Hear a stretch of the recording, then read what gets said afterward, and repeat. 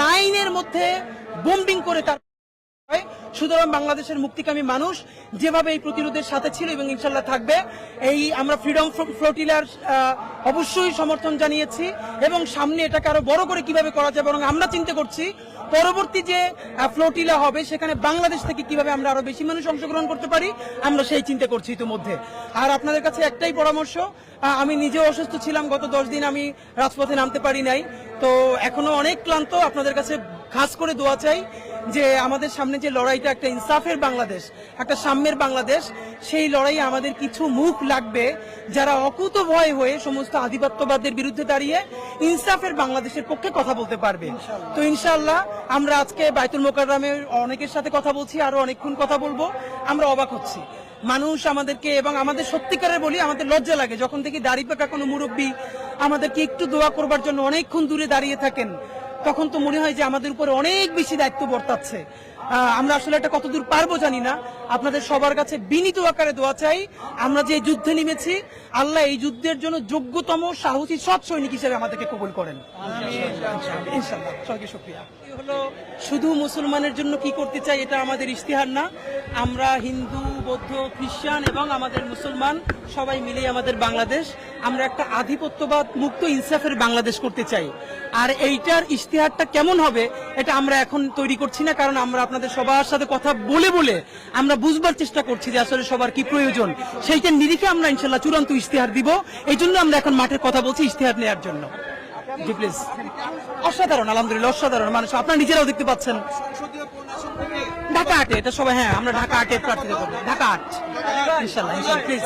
অনেকে প্রশ্ন করছে বা অনেকে দেখলাম যে আপনিও বলছেন যে 500 ভোটের একটা কথা ছিল, ওইটা যদি আবার একটু বলতেন। না মানে এটা তো যে অনেকে বলে যে 500 ভোট পাবা কিনা, তাই আমি বলি বিনা পয়সায় যদি 500 ভোট, এটা তো বিরাট ব্যাপার না।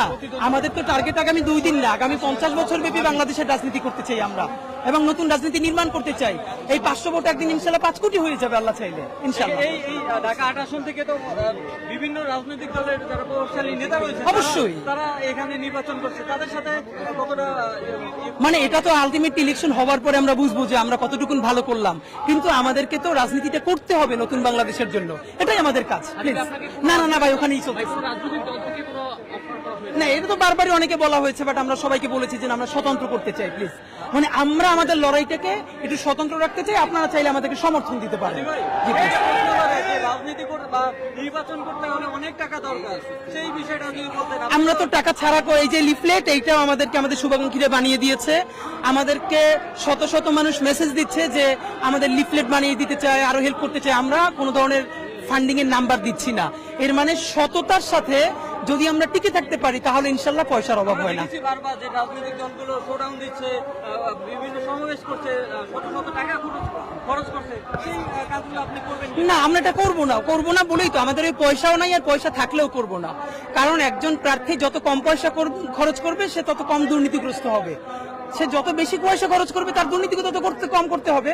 তো জনগণকে ঠিক করতে হবে তার প্রার্থী যেন টাকা খরচই করতে না পারে। আমি যদি আপনারা চা খাওয়াতে না পারি, আমি যদি 1 লাখ মানুষের চা খাওয়ানো না লাগে, তাহলে সেই টাকা তো আমার পকেটে থাকলো, তাহলে তো আমার চুরি করা লাগবে না। সুতরাং জনগণেরই বলতে হবে যে আমরা চাও খাবো না, বিস্কিটও খাবো না, কিন্তু তুমিও চুরি করতে পারবা না। আমাদেরকে সবাই বলতেছে যে আমাদেরকেও টাকা দিবা না, তুমিও টাকা খাবা না, এটাই। আমরা 1 পয়সা হারাম খাবো না, হারাম নিবো না, এটা ইনশাল্লাহ ইনশাল্লাহ। শুকরিয়া ভাই, থ্যাংক ইউ।